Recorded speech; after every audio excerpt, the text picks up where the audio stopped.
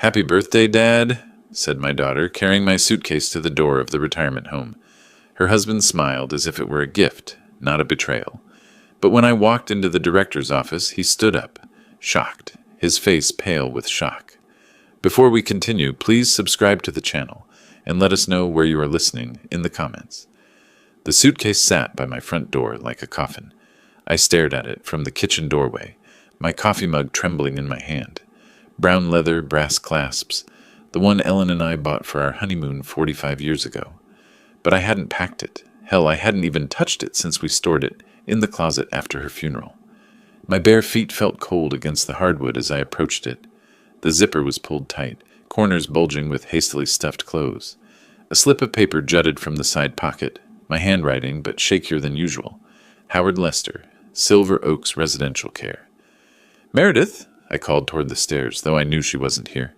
The house echoed back my own voice, hollow and confused. Ellen's photograph watched me from the mantel, her silver frame catching morning light. In it she wore that blue dress from my 65th birthday, the last one we celebrated together. She'd insisted on baking my favorite cherry pie, even though her hands were already too weak from the treatments. "You spoil me," I'd told her that day. "That's what wives do," she'd laughed, flour dusting her cheek. The memory hit like a punch to the chest. Ellen would never have allowed this, whatever this was. My phone rang, cutting through the silence. Meredith's name flashed on the screen. "Happy birthday, Dad!" Her voice sparkled with artificial cheer. "We have a very special surprise planned for you today. Be ready at 2 o'clock sharp." "Meredith, there's a suitcase by my door. Did you—" "Just be ready, Dad." The warmth drained from her voice like water from a broken cup. "Don't make this harder than it needs to be." Harder than what needed to be? My throat tightened. "I was planning to bake your favorite cherry pie. Maybe you and Trevor could stay for dinner? Like we used to when—" "We'll see about that. Just be ready." The line went dead. I held the phone against my ear long after the dial tone stopped, as if holding on might bring her back. Might bring back the daughter who used to steal raw pie dough from my mixing bowl. My hands shook as I pulled ingredients from the pantry. Flour, sugar, the jar of cherries Ellen had canned our last summer together. I needed normal. I needed the ritual of measuring and mixing, the comfort of tradition. But the flour scattered across the counter when I dropped the bag. Sugar crunched underfoot. The cherries, Ellen's cherries, rolled red across the kitchen floor like tiny drops of blood. I caught my reflection in the window above the sink. 70 years old, silver hair uncombed, pajamas wrinkled from a restless night. When had I become this fragile stranger? When had my own daughter started speaking to me like I was already gone? The pie crust came together despite my trembling fingers. I rolled it thin, placed it carefully in Ellen's favorite pan, the ceramic one with tiny roses around the rim, the one Meredith always admired as a child. By 1:30, the pie sat cooling on the rack, filling the house with the scent of home. I set the dining table with our wedding china, 3 place settings arranged perfectly, white plates with golden edges, the ones we'd saved for special occasions, cloth napkins Ellen had embroidered herself. Maybe I was wrong. Maybe this surprise was something wonderful, a party, a celebration, a chance to feel like family again. Maybe the suitcase was for a weekend trip somewhere special. At exactly 2 o'clock, I heard tires on gravel. Through the lace curtains, I watched Meredith's silver SUV pull into my driveway. She sat in the passenger seat checking her phone. Trevor was driving, his profile sharp and focused.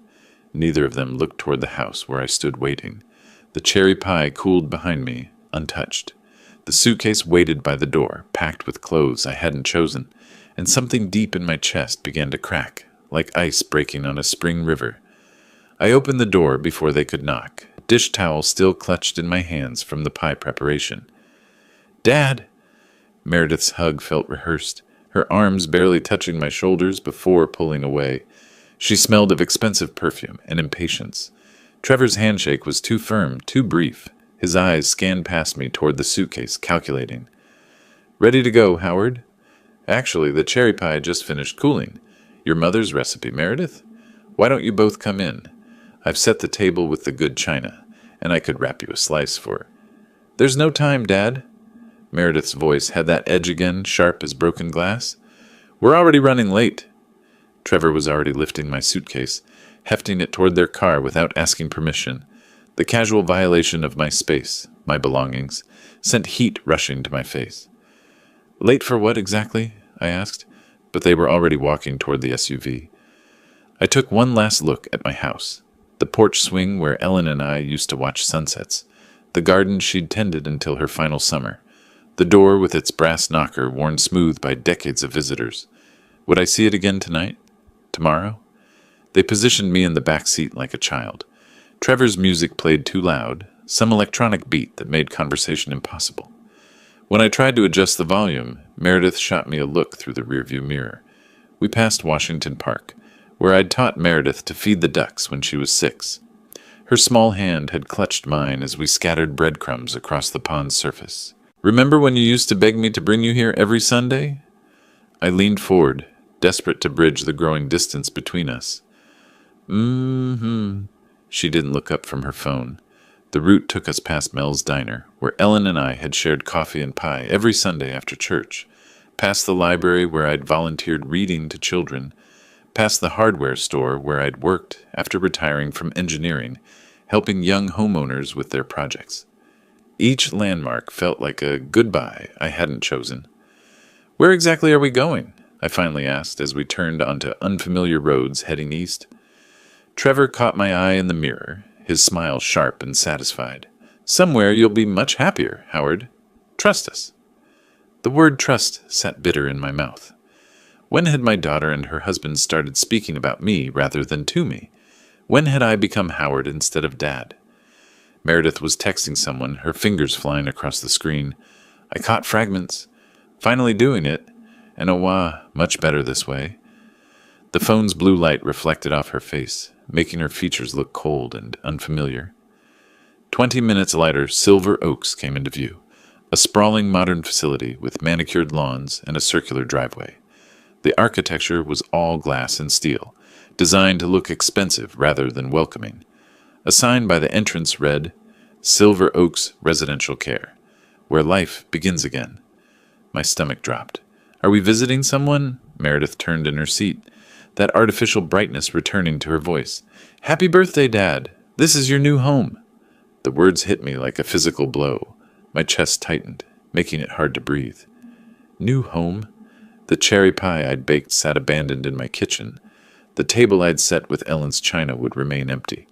The suitcase I hadn't packed contained clothes for a life I hadn't chosen. Trevor parked under the covered entrance, already reaching for the keys.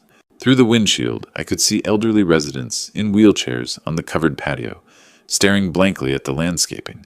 This is temporary, right? My voice sounded small, desperate. Just until... Let's just see how you settle in, Meredith said, avoiding my eyes. The car's engine ticked as it cooled. Somewhere in the distance, I could hear the sound of lawnmowers maintaining the facility's perfect appearance. Everything was so neat, so orderly, so final. I sat frozen in the back seat while they climbed out, their movements efficient and practiced. This wasn't a surprise. It was an execution, and I was the only one who didn't know it was coming. Trevor yanked my suitcase from the trunk with unnecessary force, the leather scraping against the car's edge. I can help with that, I offered, but he waved me away. We've got this handled, Howard. His tone was dismissive, like I was already less than capable. Meredith checked her watch for the 3rd time in 2 minutes, her foot tapping against the asphalt. She wouldn't meet my eyes, focusing instead on the facility's automatic glass doors. How long will I be staying here? I asked as we walked toward the entrance. Let's just see how you settle in first, she replied, the same evasive answer as before. My house key still hung on my keychain, solid and familiar in my pocket. If this was temporary, why did it feel so permanent? Why had they packed everything I owned into a single suitcase? This is for your own good, Dad. Meredith's voice carried the rehearsed quality of someone who'd practiced this speech.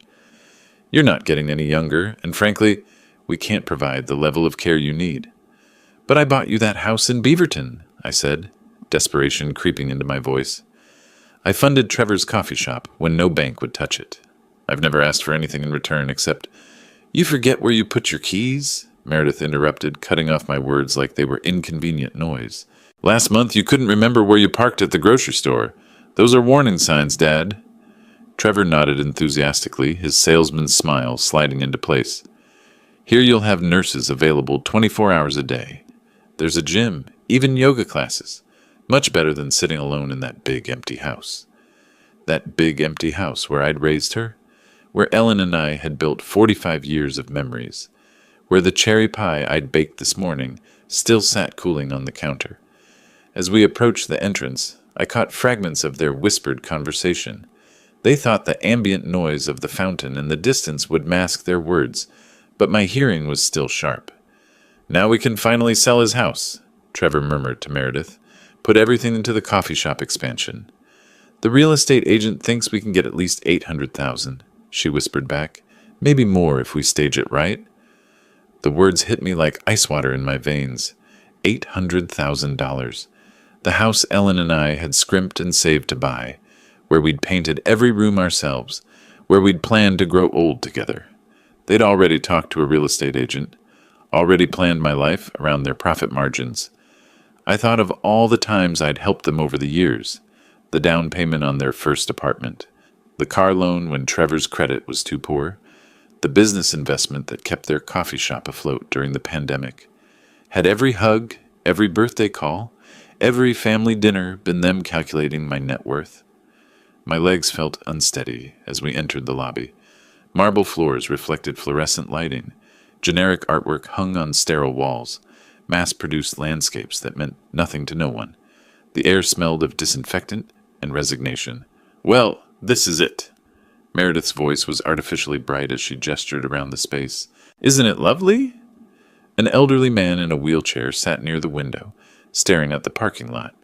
A woman with a walker moved slowly past, her children nowhere to be seen. The silence was oppressive, broken only by the soft whisper of air conditioning and distant television noise.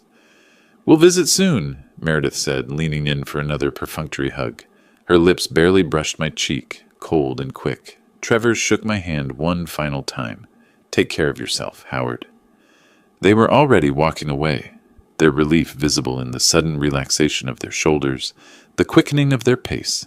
They didn't look back, not once. Through the glass doors, I watched them climb into their SUV and drive away, probably already discussing how to spend my house money.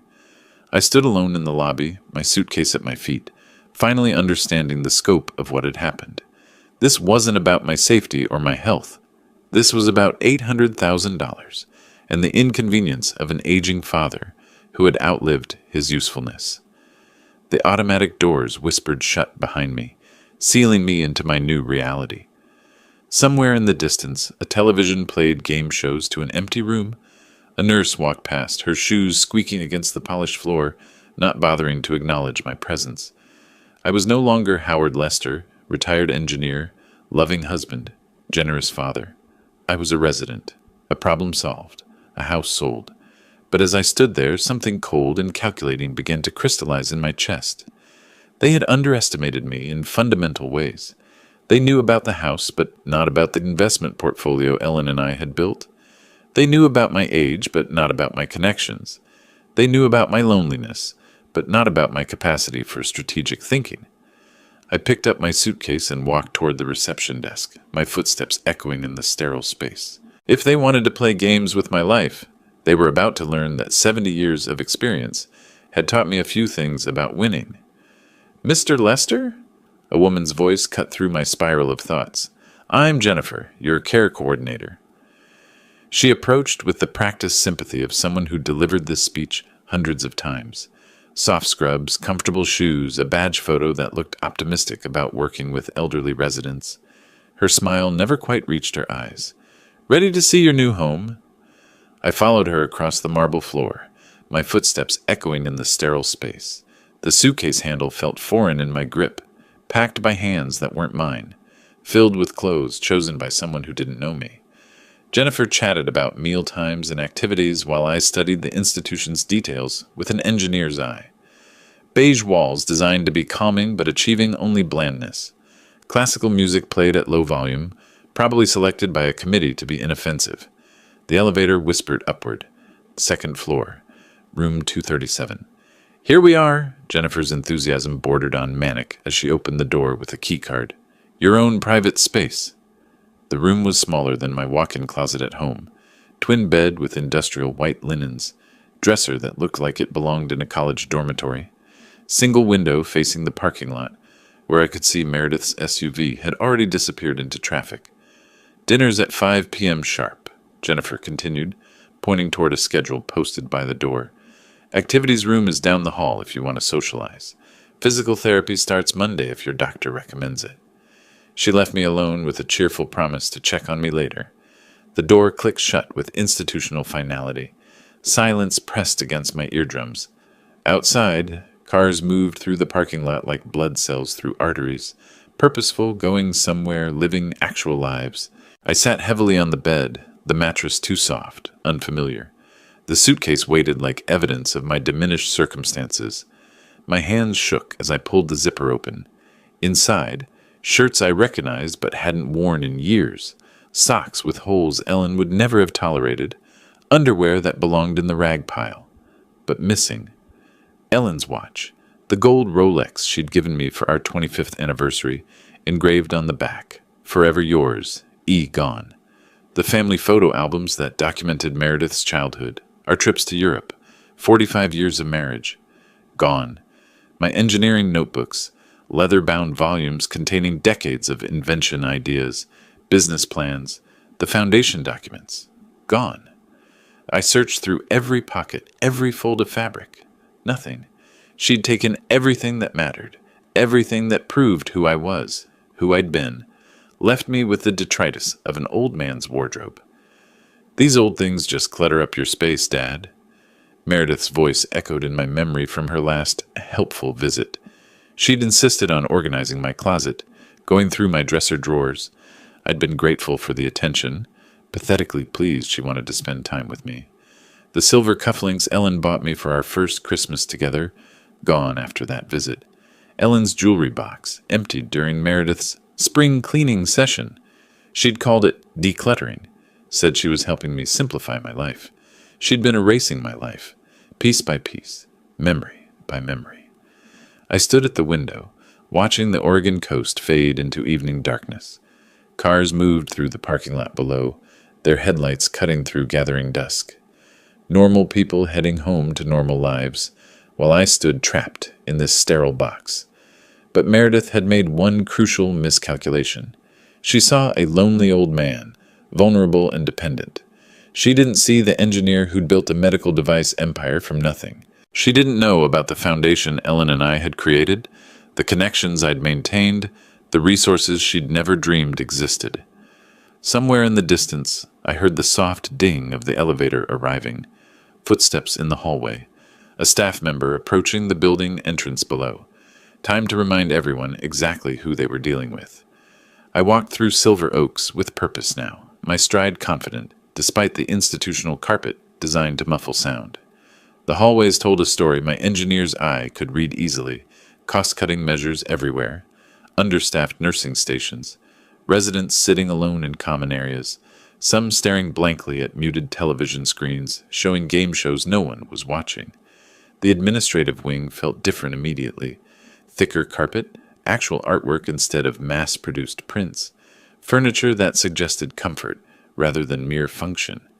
The secretary looked up from her computer as I approached her desk. "I need to speak with Mr. Fitzpatrick immediately." "Is this about your accommodation? I can have Jennifer. It's about documentation irregularities. Tell him Howard Lester is here." She spoke softly into her phone, then looked up with surprise. "He'll see you right away, Mr. Lester." The office door opened before I reached it. Fitzpatrick stood behind his desk, coffee cup rattling against its saucer in his suddenly unsteady hand. His face had gone pale beneath his administrative tan. "You're Howard Lester, the founder of MedTech Innovations?" "I am." I took the chair across from his desk without being invited. "And I want to see my complete admission file. Every document." Fitzpatrick's hands trembled as he pulled a manila folder from his desk drawer. "Mr. Lester, I have to say, when the paperwork came in this morning, we had no idea. Show me." He spread the documents across his desk like a dealer displaying cards. Power of attorney authorization, medical evaluation forms, emergency contact information. I examined each page with the methodical precision that had built my company from nothing. The signature on the power of attorney was clearly forged. Meredith had practiced, but she'd missed the slight tremor I'd developed in my left hand after Ellen's death. The medical evaluation was completely fabricated. I'd never met the doctor whose name appeared at the bottom. Emergency contacts listed only Meredith, as if I had no other family, no friends, no professional connections. "Who submitted these documents?" I asked, my voice steady as a surgeon's scalpel. "Your daughter brought them this morning, said you'd had some cognitive episodes that the family felt." "This isn't my signature." I pointed to the power of attorney. "And I've never met this Dr. Morrison who supposedly evaluated my mental capacity." Fitzpatrick's face went from pale to gray. "Mr. Lester, if there are irregularities in the documentation, tell me about your admission protocols. What verification procedures do you follow?" He launched into a nervous explanation of state requirements, legal oversight, liability concerns. Silver Oaks had been struggling financially, he admitted. Recent state inspections had been challenging. The facility needed to maintain its reputation, especially with influential families. And what happens when a facility admits someone based on forged documents? That would be a serious legal matter. His voice cracked slightly. Criminal fraud. False imprisonment. We could lose our license. I let that hang in the air while I studied his increasingly panicked expression. Outside his window, the Pacific Ocean stretched toward the horizon, waves crashing against rocks with timeless patience. "I think we have a significant problem here, Mr. Fitzpatrick." "Mr. Lester, please understand, we had no way of knowing." "I'm sure you didn't." I stood slowly, leaving the forged documents scattered across his desk like evidence at a crime scene.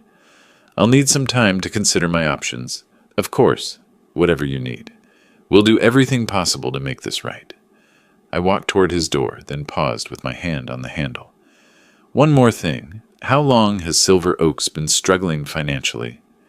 His silence told me everything I needed to know. The walk back to my room felt different now. Each step carried weight, purpose, the measured pace of someone who understood exactly where the levers of power were hidden. I observed the facility through new eyes, not as a victim dumped here against his will, but as someone who might soon be making decisions about its future. An elderly woman sat alone in the activities room, working a crossword puzzle with arthritic fingers. A man in a wheelchair stared out the window at the parking lot, waiting for visitors who might never come. The staff moved efficiently but without warmth, checking boxes on their charts rather than connecting with the people in their care. Back in room 237, I sat by the window as the Pacific Ocean darkened with approaching night. The waves crashed against the rocky coastline below, their rhythm as steady and relentless as time itself. Ellen used to love watching the ocean. "It makes our problems seem smaller," she'd say, her hand warm in mine as we stood on the deck of our house. Our house. The one Meredith planned to sell for $800,000.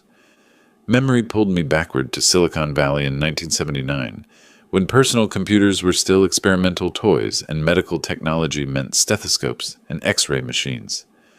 Ellen and I had worked 18-hour days in a garage, developing the first portable heart monitors that could transmit data wirelessly to hospitals. MedTech innovations started with a borrowed desk and a vision of technology serving humanity. "We're not just building a company," Ellen had told me the night before our IPO. "We're building a legacy. When we have enough, Howard, we'll use it to help people who can't help themselves." The Lester Foundation emerged from that promise. Strategic investments in healthcare technology, funding for medical research, and eventually ownership stakes in senior care facilities across the Pacific Northwest. Ellen insisted we take active roles in oversight. She'd visited every facility personally, ensuring our money improved lives rather than just generating returns. Silver Oaks was one of our earliest investments. 15% ownership, enough to influence policy but not enough to control day-to-day operations.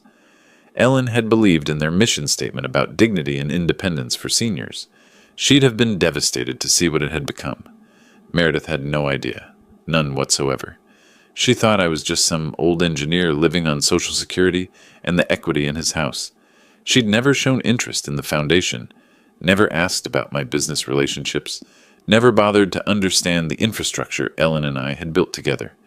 In her mind, I was already dead, just an inconvenient body that hadn't stopped breathing yet. I pulled out my phone and scrolled through contacts I hadn't called in months. Marcus Henley, the Foundation's general counsel, Sarah Chen, our investment manager, Dr. Rebecca Santos, who oversaw our healthcare initiatives. People who understood that the Foundation wasn't just money. It was power, applied with precision and purpose. The ocean waves below seemed to pulse with Ellen's voice. Use what we built, Howard. Make it matter. I stood at the window as sunset painted the sky in shades of gold and crimson. Somewhere behind me, the institutional sounds of Silver Oaks continued. Dinner announcements, medication rounds, the quiet desperation of people waiting to die. But I wasn't one of them. Not anymore. Meredith had awakened something she didn't understand. This wasn't just about personal revenge anymore.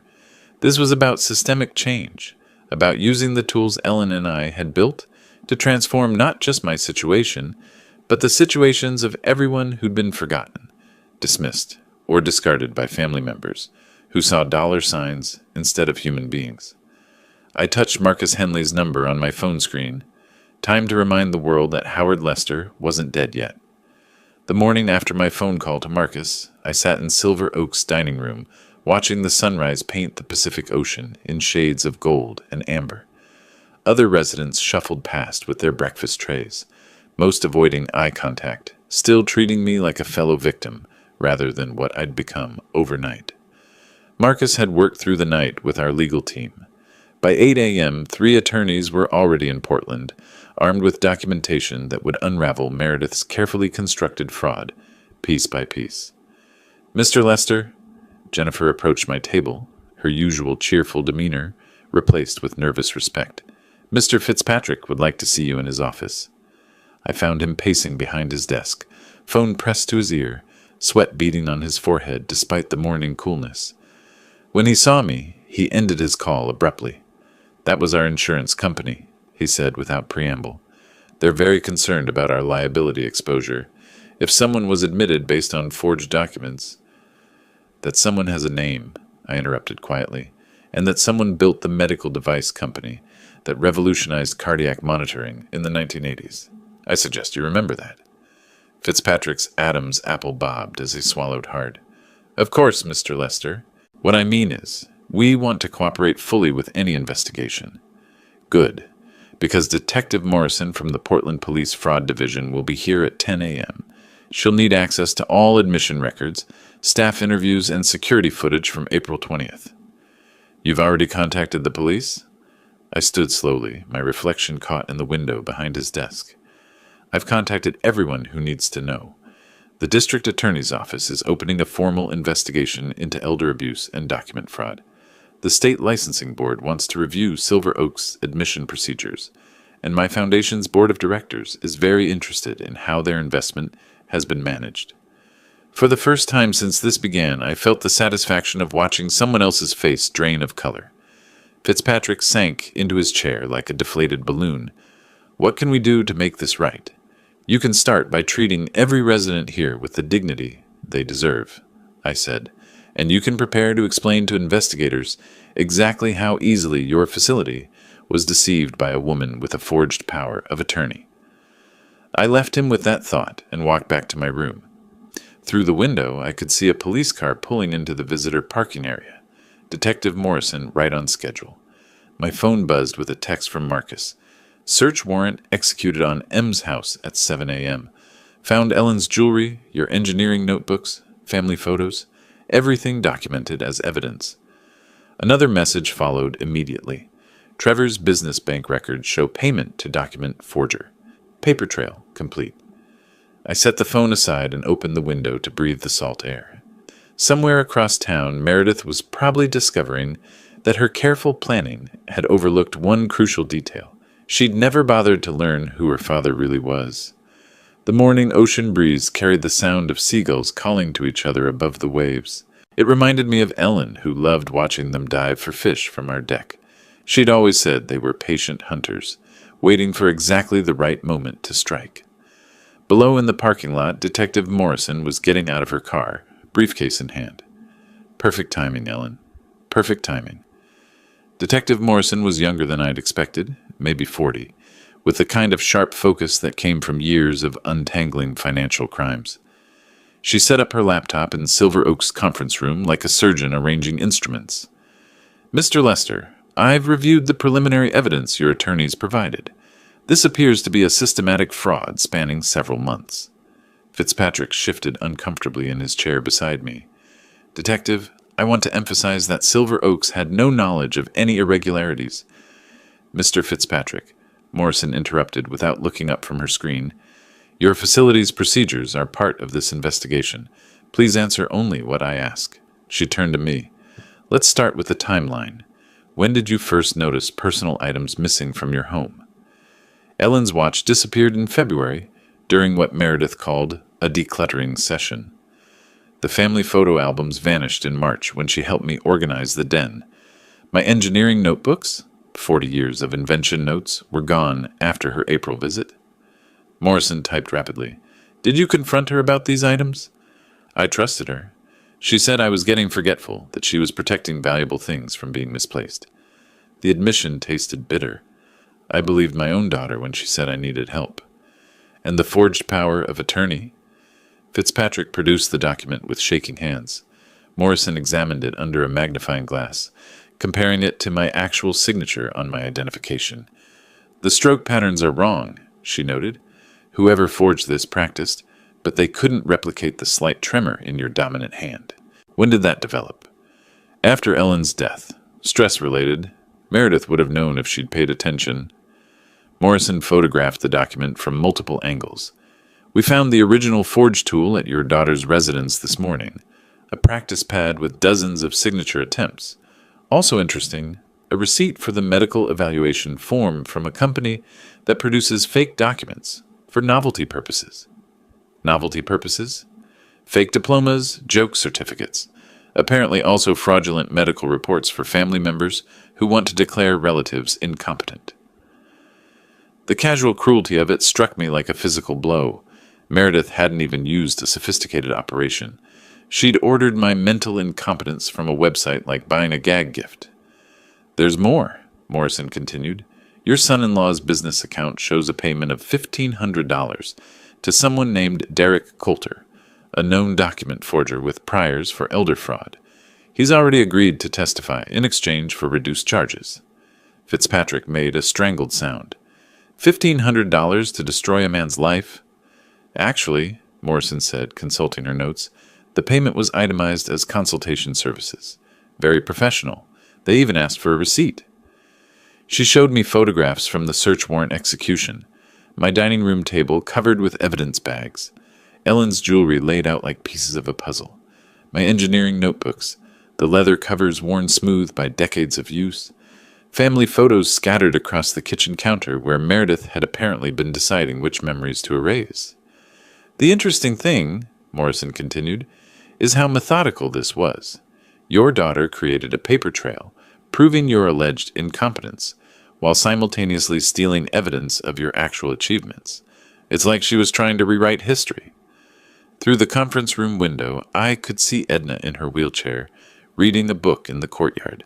Lyle was setting up a chessboard nearby, though the chess club had been canceled months ago due to budget constraints.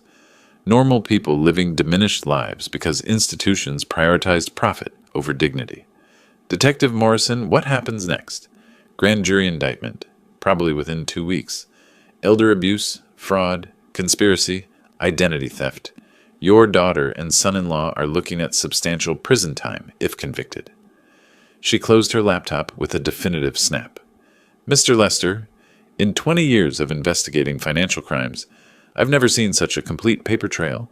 They documented their own criminal conspiracy.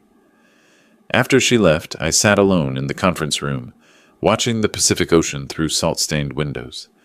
Somewhere in Portland, Meredith was probably consulting lawyers, learning that her father wasn't the helpless old man she'd thought she was erasing. My phone rang. Marcus. Howard, you need to see the evening news. The evening news played on every television at Silver Oaks. Residents gathered in the common room, their dinner trays forgotten as the anchor delivered the story that would define my daughter's legacy. Portland police have arrested a local businesswoman and her husband on charges of elder abuse and fraud. Meredith Walsh and Trevor Walsh allegedly forged documents to have her 70-year-old father committed to a care facility against his will. Meredith's photograph filled the screen, a professional headshot from her coffee shop's website, all smiles and artificial warmth. The irony wasn't lost on me. The victim, Howard Lester, is the founder of MedTech Innovations and a prominent Portland philanthropist. Police say the suspects systematically stole personal belongings and planned to sell his house to fund their failing business. Edna wheeled her chair closer to mine. "Mr. Lester, is that really your daughter?" Before I could answer, my phone buzzed. Meredith. After 3 days of silence, she was finally calling. "Dad, please, you have to call off the police. This is all a misunderstanding." I walked to a quiet corner before responding. "A misunderstanding? You forged legal documents. You stole Ellen's jewelry. You had me declared mentally incompetent. We were trying to help you. The house is too big. You're all alone. Stop." My voice carried decades of accumulated authority. "Just stop lying. I know about the $1,500 to Derek Coulter. I know about the practice signatures. I know about your plan to sell my house." Silence stretched between us like a chasm. "Dad, if this goes to trial, it'll destroy our business. Aiden's college fund. You should have thought about Aiden before you decided to erase your father." I ended the call. 20 minutes later, my phone rang again. Aiden this time. "Grandpa, I just saw the news. I had no idea what Mom and Dad were planning." Hearing his voice, young, confused, ashamed, reminded me that innocent people get caught in the crossfire of other people's greed. "I know you didn't, son. Is it true? Did they really steal Grandma Ellen's things?" "Yes." A long pause, then, "I'm so sorry, Grandpa. If I'd known." "This isn't your fault, Aiden. Your parents made their choices. What happens now?" Through the window, I watched the sunset paint the ocean in shades of orange and gold. Ellen would have loved this view. She'd have forgiven Meredith instantly, found some way to excuse the inexcusable. But Ellen was gone, and I was tired of being everyone's victim. Now your parents face the consequences of their actions, and you decide what kind of man you want to become. The next morning, a news van was parked outside Silver Oaks. Trevor's coffee shop had a line of protesters holding signs reading, "Elder abuse is not business," and "Jail the thieves." Their Yelp reviews had plummeted overnight. My phone showed 17 missed calls from Meredith. I deleted them without listening. 2 days later, I walked into Silver Oaks conference room to find 5 board members standing respectfully around a polished mahogany table. The contrast with my last visit here was striking.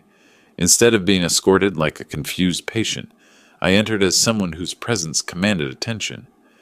"Mr. Lester," Fitzpatrick began, his voice carrying none of its previous condescension, "we'd be deeply honored if you would consider joining our Patient Care Oversight Board." The other members nodded with the kind of deference usually reserved for major donors, which I supposed I was. "I accept," I said, settling into the chair they'd pulled out for me, "provided we prioritize resident dignity above profit margins." Board member Patricia Chen, a retired hospital administrator, leaned forward. "We've reviewed your preliminary recommendations. The chess club restoration, library renovation, art therapy program. What's the projected investment?" $300,000 for the first year. I opened the portfolio Marcus had prepared.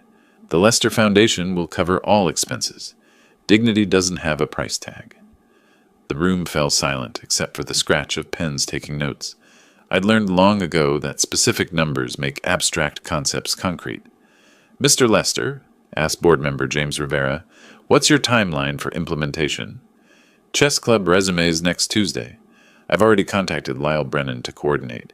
He's an excellent player who's been languishing without intellectual stimulation.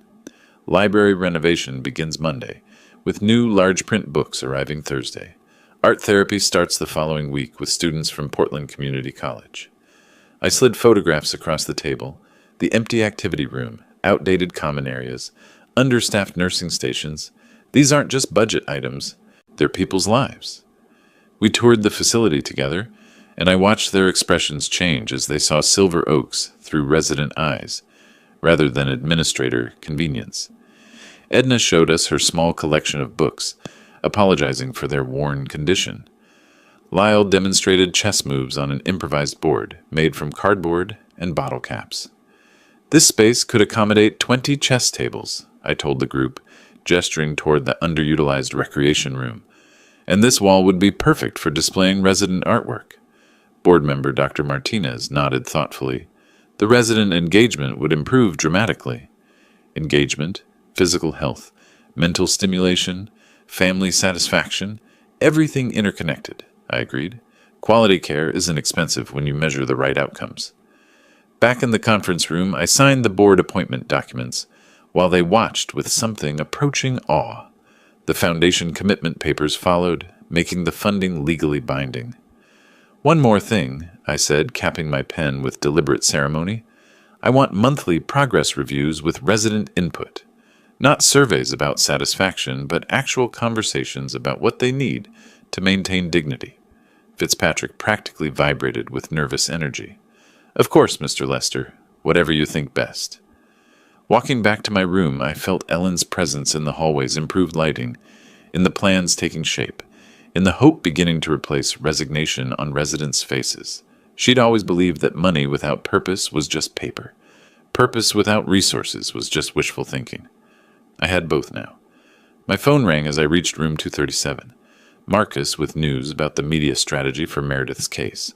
Time to ensure the legal victory translated into lasting change. By May, the story had grown beyond local news into a cautionary tale about elder abuse that resonated across the country. I watched the coverage from Silver Oak's common room, surrounded by residents who'd become unlikely celebrities in their own right. Local couple charged with defrauding elderly father appear in court today, the anchor announced, over footage of Meredith and Trevor hurrying past reporters. Meredith and Trevor Walsh face multiple felony charges in what prosecutors call a systematic scheme to steal from Howard Lester, founder of MedTech Innovations. Lyle shook his head in disgust. How does someone do that to their own parent? The camera cut to an interview with the prosecutor. The defendants forged power of attorney documents, fabricated medical evaluations, and systematically stole family heirlooms over several months. This represents elder abuse at its most calculated. That evening, Aidan helped me navigate the social media storm engulfing his parents. Meredith's Instagram account, once full of carefully curated family photos, had become a wasteland of angry comments. "Look at this," Aidan said, scrolling through the responses to her last post. A picture of her and Trevor smiling at their coffee shop. Disgusting. How could anyone do this to their elderly father? The business review sites told an even starker story. Their coffee shops had dropped from 4-star ratings to 1.5 stars virtually overnight.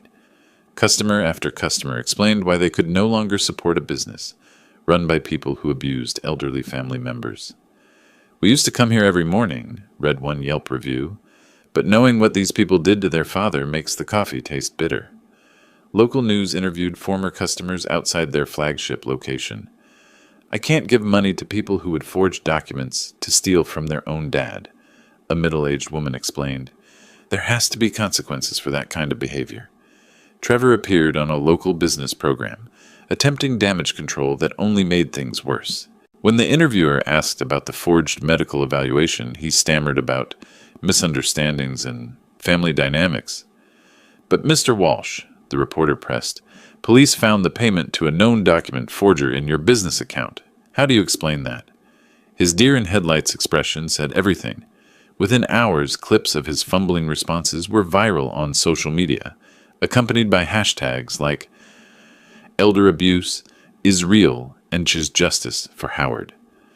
Meredith attempted her own interview with a sympathetic local host, but the questions were sharper than she expected. "We were trying to ensure his safety and well-being," she insisted, her composed facade cracking slightly. "Then why forge legal documents? Why not involve your father in the decision?" He doesn't always remember things clearly. Mr. Lester founded a medical technology company and runs a multi-million-dollar foundation. Hospital administrators across the region describe him as sharp and engaged. Are you suggesting they're all mistaken? The interview ended with Meredith walking off camera. By June, their business was failing. Local news reported on layoffs at their coffee shops, unpaid rent, potential eviction. The community had spoken with their wallets, and the verdict was unanimous. My phone rang one evening. Aiden, now 18 and preparing for college. Grandpa, I've been thinking about changing my major to nonprofit management. I want to learn how to run a foundation properly. Through my window, the Pacific Ocean reflected the sunset in shades of gold and crimson. Ellen would have been proud of the boy Aiden was becoming despite his parents' choices. That's excellent, son. The foundation will need leadership from someone who understands that true wealth lies in helping others. A year of transformation was almost complete. April 20th, 2025, exactly 1 year later, I stood in my own kitchen again, the morning light streaming through windows that faced the garden Ellen and I had planted together. The cherry pie baking in the oven filled the house with the same sweet scent as that terrible morning 12 months ago. But everything else had changed. My suitcase sat in the closet where it belonged. Ellen's jewelry box was back on our dresser, each piece carefully returned after serving as evidence. The family photo albums lined the living room shelves again, documenting happier times, when I still believed in my daughter's love. The doorbell rang at exactly 2 o'clock. Not Meredith this time. She was serving an 18-month sentence for elder abuse and fraud. Instead, Aiden stood on my porch, now 19 and studying nonprofit management at Portland State University. Happy birthday, Grandpa. His embrace was warm, genuine, everything his parents had never been. We sat at my kitchen table, the one Ellen and I had chosen 40 years ago, while I explained the foundation documents he would inherit. Your great-grandmother Ellen believed wealth was a tool for dignity, I told him, as he signed the succession papers. She used to say that money without purpose was just paper with numbers on it. I understand, Grandpa. I promise to honor what you and great-grandma built. Together we drove to Silver Oaks for what had become my weekly board meeting. The transformation was remarkable. Chess tables occupied the recreation room, where 15 residents played with focused intensity. The new library hosted Edna reading stories to visiting children from Lincoln Elementary. Art therapy sessions filled the East Wing with laughter and creativity. Mr. Lester, Lyle called from his chess match with a visiting grandson, come see the philosophy discussion group schedule. We're debating Aristotle next week. The bulletin board near the entrance displayed thank you letters from residents and families. Edna's note, written in her careful cursive, read, "You return dignity to forgotten people." A daughter whose mother now thrived here had written, "Mom is happy for the first time in 3 years." Fitzpatrick's quarterly report showed measurable success. A waiting list for admission, recognition from the state as a model facility. Staff retention up 60%. The excellence rating puts us in the top 5% statewide, he told the board with obvious pride.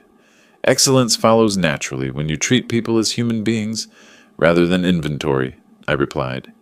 Back in my kitchen as sunset approached, I placed a single candle on the cherry pie. Not from loneliness this time, but celebration. The walls displayed artwork from Silver Oaks residents, watercolor seascapes, charcoal portraits, abstract pieces that spoke of minds still creating, still contributing. A photograph of the transformed facility sat next to Ellen's picture. In it, residents played chess, read books, painted canvases, engaged with visiting families. Their faces showed contentment, purpose, the dignity Ellen and I had always believed every person deserved. I lit the candle and spoke to the quiet kitchen. Happy birthday, Howard. You chose justice over revenge, transformation over destruction. The phone rang, Aiden calling from his dorm room.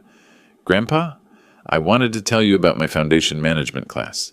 We studied your Silver Oaks transformation as an example of strategic philanthropy, creating systemic change. Through the window, the Pacific Ocean reflected the day's last light. Somewhere in the distance, seagulls called to each other above the waves. Patient hunters, Ellen used to say, who knew exactly when to strike. I picked up the phone, surrounded by evidence of a year that had transformed betrayal into purpose, loneliness into legacy, and victimhood into victory. Tell me all about it, son. We have important work ahead of us. If you like this story, please like this video.